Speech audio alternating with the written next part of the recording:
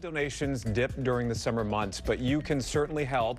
We're going to talk with Bloodworks Northwest as the Bloodmobile parks right in front of Komo Plaza today to accept donations. I will be down there later this morning along with my mom, who will be donating for the very first time.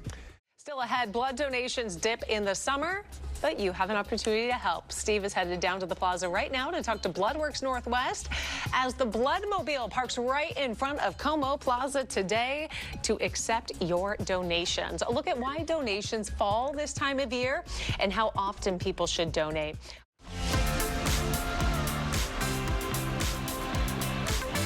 Well, blood donations dip in the summer. That's why Komo 4, ARC Seattle, and Bloodworks Northwest are all teaming up to encourage donations at this critical time. Steve is out on the plaza this morning with senior media content strategist John Yeager. Steve, take it away.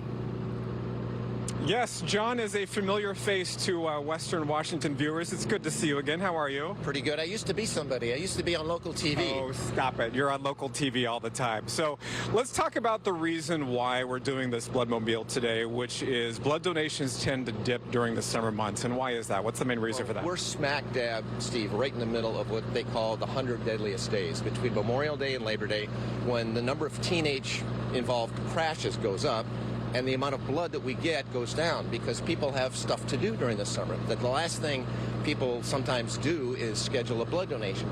So supply is down, demand goes up. Those 100 deadliest days, we're about 60 days into it right now. And that's why what you guys are doing is so important right now. We need it right now, right now.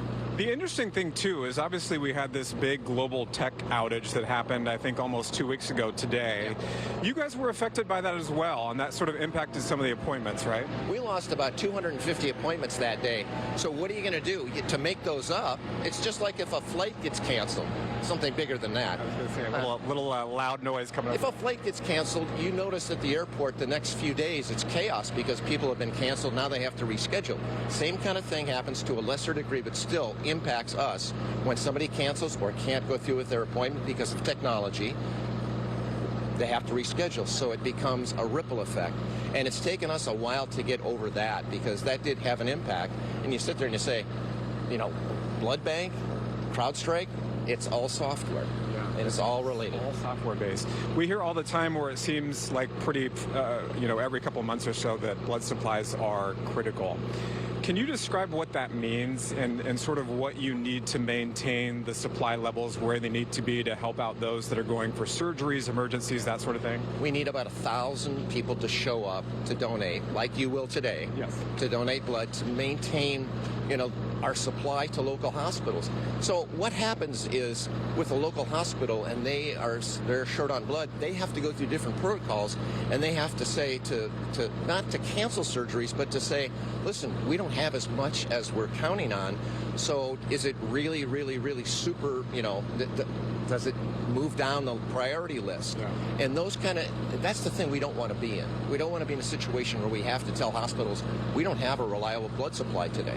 So again, 1,000 people every day, because there's a certain percentage of us that get DQ'd because of high blood pressure, low iron, whatever. And so you need at least 850 to 900 people throughout all of Western Washington, Western Oregon to donate blood to keep up with, what we're promising hospitals. And remind people how often you can donate. Every 56 days. And okay. The number one reason why people don't donate is fear of needles. We did a research project with Harris Interactive a few years ago, and it's a real thing. It's called trypanophobia. Yeah. But as you found the last time you donated, yes, and your charming mother, Gwen, who's a peach, she's going to find out that you don't really look forward to it, but once you're done, you go, what was I worried about? Yeah. And you save a life. What advice do you have for people who maybe, the last time I donated was one of the blood drives back in February, and it had been probably 20 years since I had done it, just because of some of the limitations on the LGBTQ community in terms of donating. But for somebody who hasn't done it in a while, or maybe it's like my mom who's never done it before, how do you sort of ease those antics or anticipation or fears that they might have about that process? Our phlebotomist will ask you that one question. If you have an issue with needles, now's a good time to look away. I look away. I've talked to psychologists who say you should look at it and conquer that fear. I don't want to be that guy. I don't want to see that. But you know what?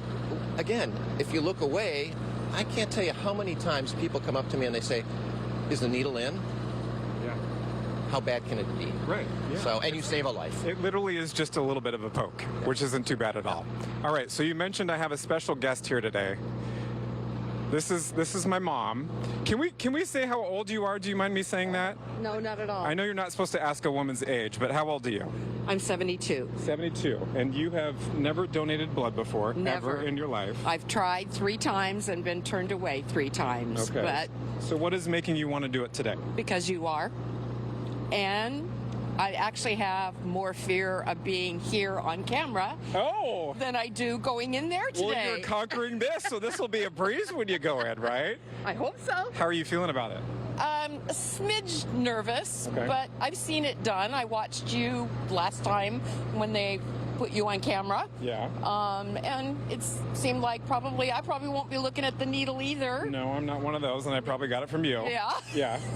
So, yeah, other than that, I've been trying to do the relaxation, if you will. All right. Do a little meditation or something before we go in. So you're donating at 10:25, I think. That is correct. All right, and I'm 5 minutes after you, so maybe while we're in the little bloodmobile, we can kind of hold hands across the little aisle or something Okay, and I'm okay with that. get it done. So there you go, mom and son donating blood and a first timer on this Friday. How about that, Kelly? You guys, this is so cute. This is cute. We need the picture just like that. I absolutely love it. And your mom, she did a great job, okay? Tell her she did a great job so she's not She afraid. did. Absolutely. Yes. Kelly says you did a great job, and let me just note, I'm very proud of you for doing this today. Thank so you. thank you for doing that. Don't You're make saving me a life. cry. I know. Don't keep the tears dry, Mom. Come on, we're almost done. Oh, good job, guys, and a big shout out to both of you as well. Thank you so much. Well, as we mentioned, Komo 4, ARC Seattle, and Bloodworks Northwest are teaming up to encourage donations at this critical time. To schedule an appointment, and if you'd like to donate blood, go to komonews.com/bloodworks. You can also point your smartphone's camera at the QR code you see on your screen right now, and to your zip code. That'll help you find a blood drive or donation center near you. It is safe, it is easy, and you can help save a life. And do it on a Friday ahead of the weekend, and a job well done.